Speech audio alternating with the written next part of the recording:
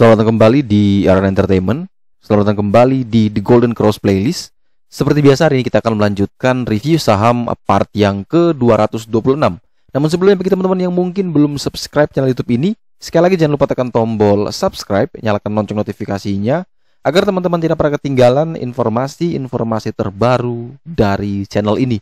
Di part yang ke-226 hari ini, kita akan mereview kurang lebih ada 6 saham, dan 6 saham ini bergerak di sektor farmasi, di mana hari ini semua sektor farmasi rata-rata mengalami kenaikan yang cukup bagus. Dan kenapa dia bisa cukup bagus nanti akan kita lihat setelah ini. Kita iklan dulu. Bagi teman-teman yang mungkin mau bergabung bersama kami di Ternacoin, ini adalah grup cryptocurrency yang kami buat bersama teman-teman saya, salah satunya Om Malika.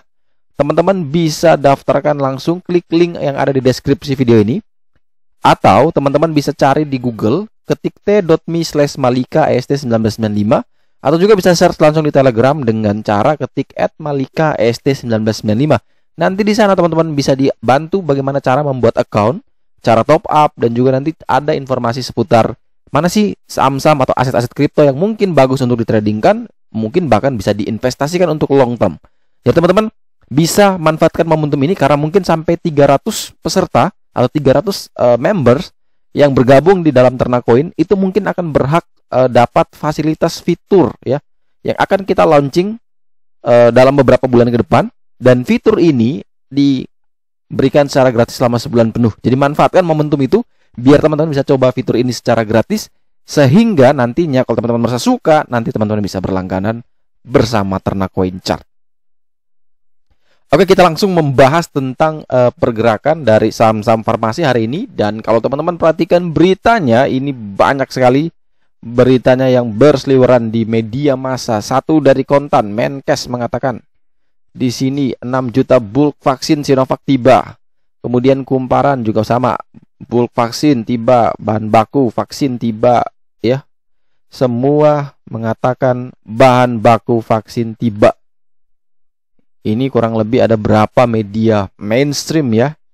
Ini kurang lebih 1, 2, 3, 4, 5, 6, 7, 8 ya. Kurang lebih 8 media mainstream mengatakan bahwa 6 juta bahan baku atau yang bisa dibilang bulk ya, itu adalah akan tiba di Indonesia. Kurang lebih 50-an juta bahan baku yang mungkin kalau jadi vaksin mungkin 40-an juta ya, 47 jutaan.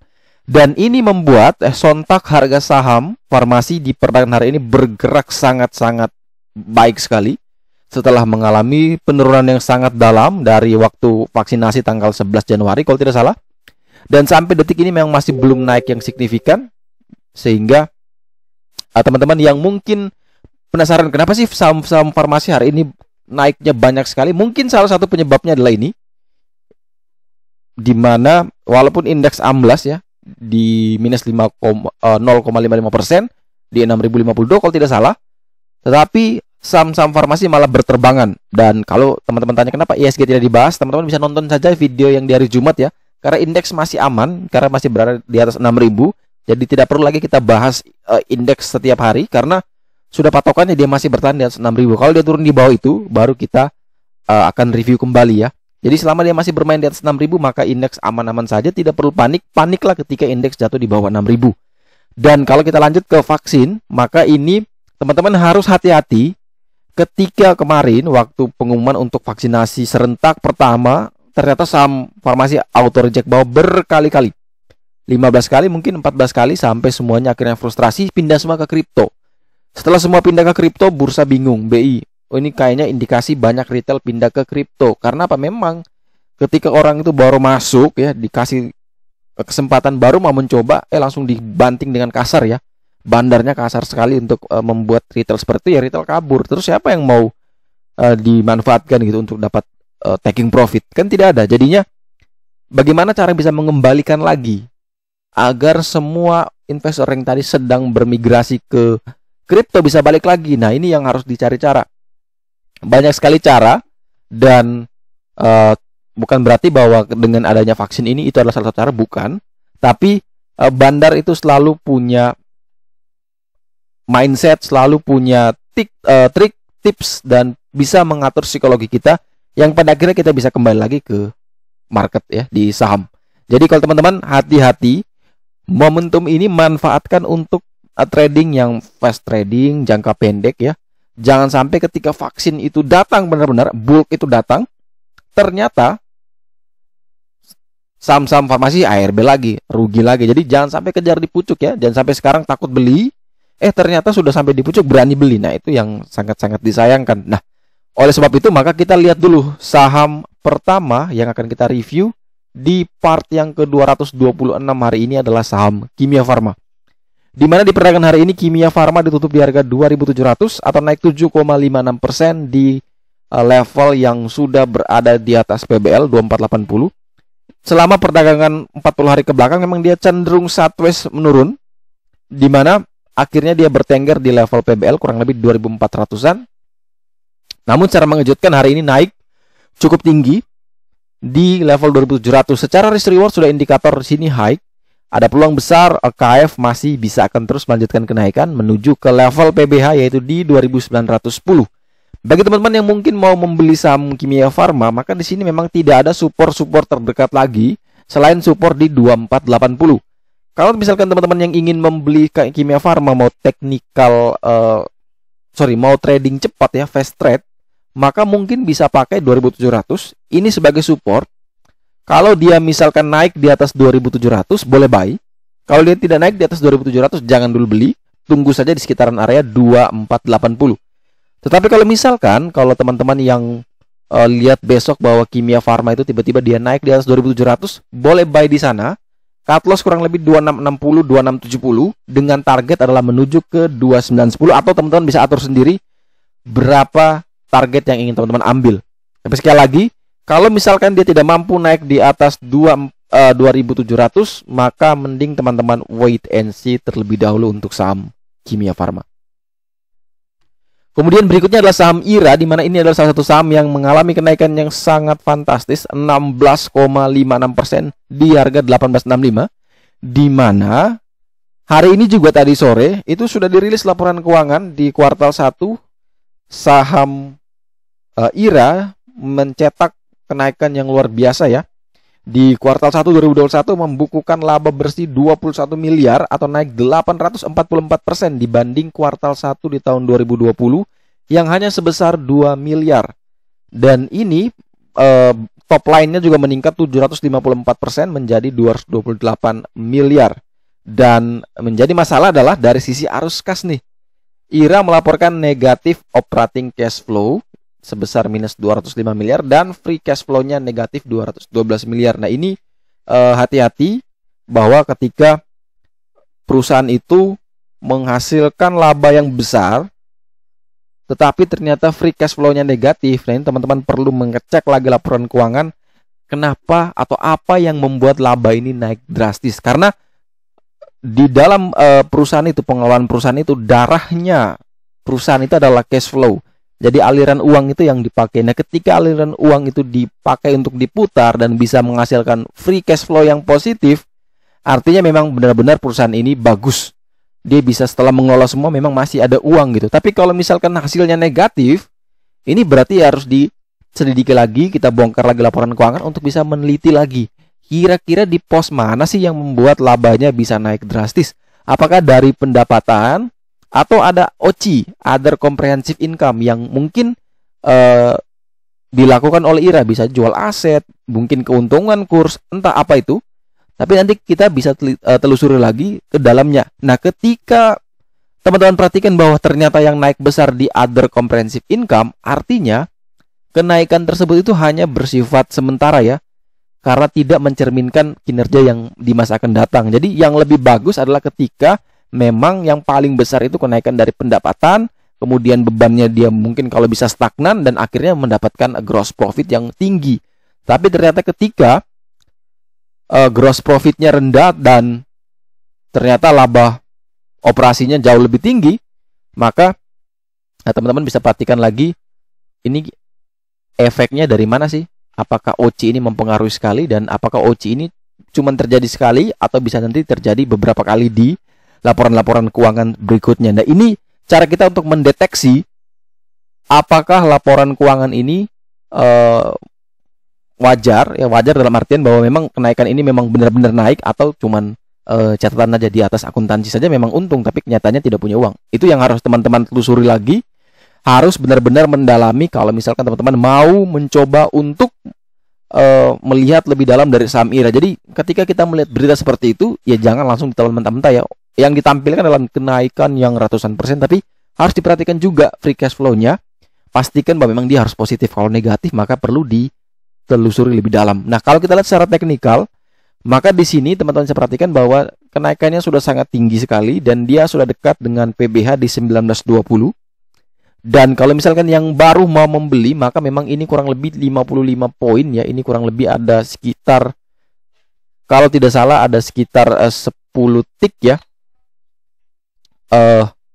Itu mungkin dia menuju ke sana.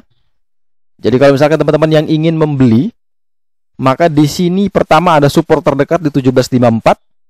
Kemudian ada resisten di 1920.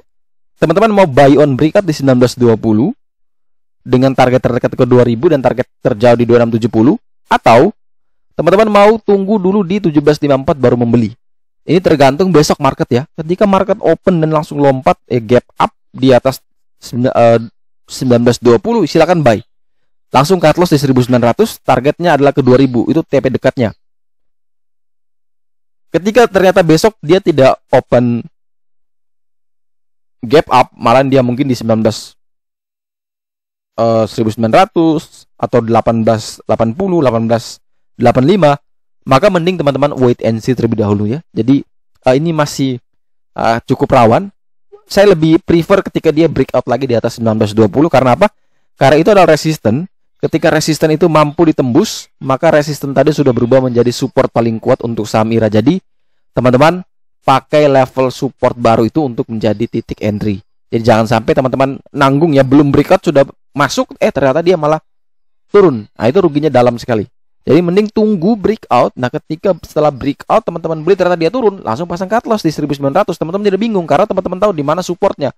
Tapi ketika misalkan teman-teman baru mau beli belum breakout ya, mungkin dia baru naik di sini belum breakout, teman-teman buy malah turun.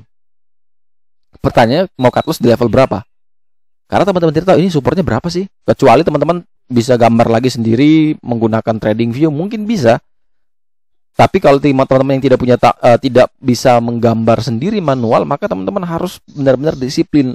Oke, saya harus sabar tunggu breakout, atau saya boleh beli tapi saya harus batasi minus 2% cut loss atau minus 3% cut loss. Itu yang harus teman-teman lakukan biar nantinya teman-teman tidak mengalami kerugian yang dalam. Karena apa? Kita tidak tahu pergerakan saham itu mau naik terus atau turun terus. Tapi tugas kita adalah memprotek capital kita agar tidak tergerus. Kalau misalkan dia sudah kena stop loss, ya sudah kita ikhlaskan saja. Kalau misalnya dia malah rebound lagi, ya sudah kita tunggu breakout resisten buy ulang. Kalau dia tidak breakout malah turun terus, ya kita bersyukur. Dan sekali lagi, kita tidak tahu apa yang akan terjadi setelah kita melakukan action tersebut ya. Misalnya kita mau jual, kita takut ternyata nanti dia naik lagi. Tapi kalau tidak mau jual, ternyata takut dia turun lagi. Nah, kita akan tahu kalau kita sudah melakukan itu. Makanya tidak ada satu orang yang bisa menebak. Jadi yang bisa teman-teman lakukan adalah memitigasi resiko.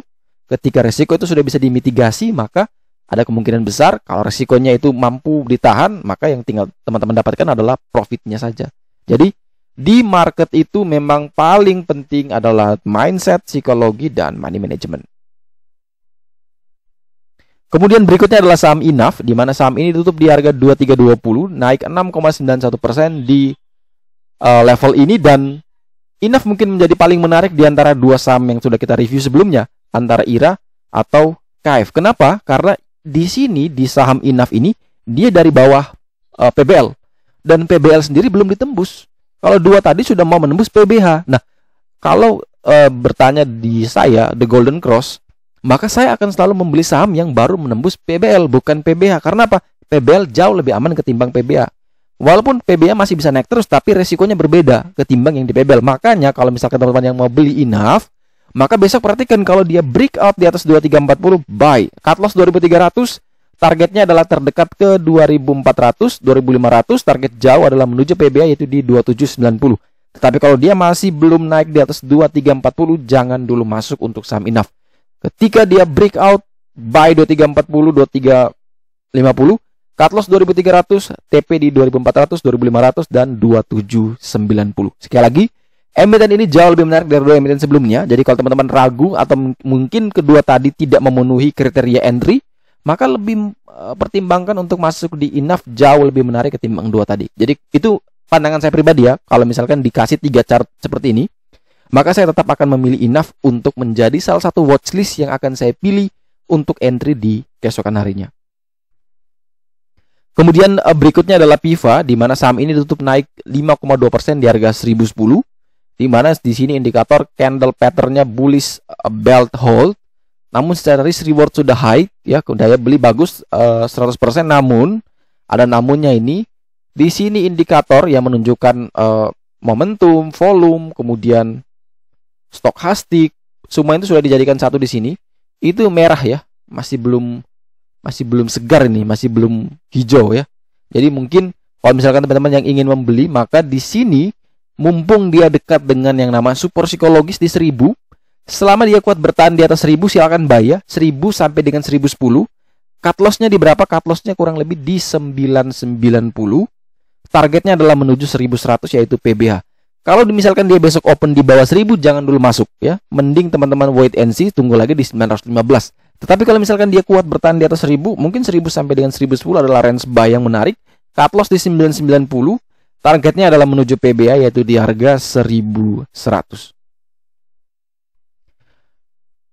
Berikutnya adalah saham Mark, di mana saham ini tutup di harga 970 atau naik 0,51%, di mana kalau teman-teman perhatikan selama perdagangan tadi saham ini malah ditutup malah bergerak merah. Sorry, ini TSPC. Oke, malah dia bergerak merah, namun menjelang closing akhirnya dia membentuk doji. Nah, setelah penurunan yang cukup dalam, kemudian di sini ada satu candle doji, maka ada indikasi saham ini bisa akan terus melanjutkan kenaikan. Ini kelihatan sekali bahwa candle di hari ini itu lebih rendah dari yang ini. Ini dia masih naik lebih tinggi dengan satu candle doji. Ini kalau besok ada body lagi satu di atasnya, maka confirm dia bisa akan terus melanjutkan kenaikan. Dan menjadi menariknya adalah karena saham Mark ini berada di dekat PBL. Ini 970 closingnya, PBL di 975, jadi dekat sekali, satu tick saja. Buy on breakout silakan di 975-980. Targetnya adalah menuju ke 1000 untuk TP1. TP2 adalah menuju PBA itu di harga 1080. Selama dia masih belum naik di atas 975, maka jangan dulu beli saham Mark. Tapi ketika misalkan dia sudah naik di atas 975, silakan pasang cut loss di low 40 hari harga terendah itu di 955, dan target sekali lagi menuju ke 1080 sebagai target jauh untuk saham Mark.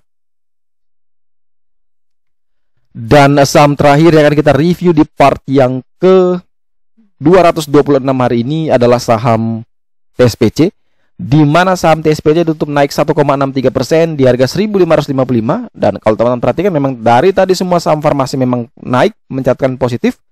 Dan yang menjadi menarik dari TSPC ini sebenarnya adalah dia berada di level-level semi support yang cukup solid ya. Karena di sini ada 1500 gray line, ada 1515, ada white line, ada middle green line di 1552, ada white line lagi di 1555, dan juga ada gold line di 1555. Nah, ini ada indikasi, ada indikator bahwa SPC masih bisa akan melaju di perdagangan keesokan harinya.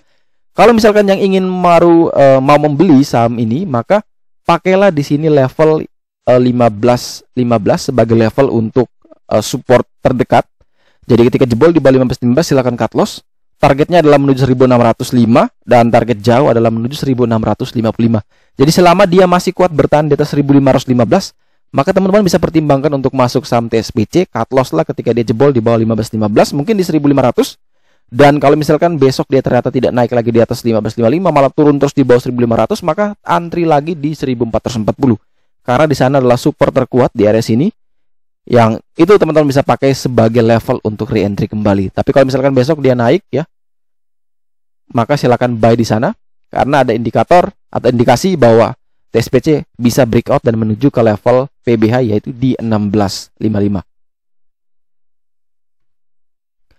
Oke, sekian dulu review saham Apart yang ke-226. Terima kasih banyak teman-teman yang telah setia menonton video ini. Sekali lagi jangan lupa like, subscribe, dan share agar semua informasi yang ada dalam video ini dapat berguna, bermanfaat, dan tentunya bisa menjadi panduan trading di keesokan harinya. Sekali lagi terima kasih banyak. Sampai jumpa dan semoga membantu.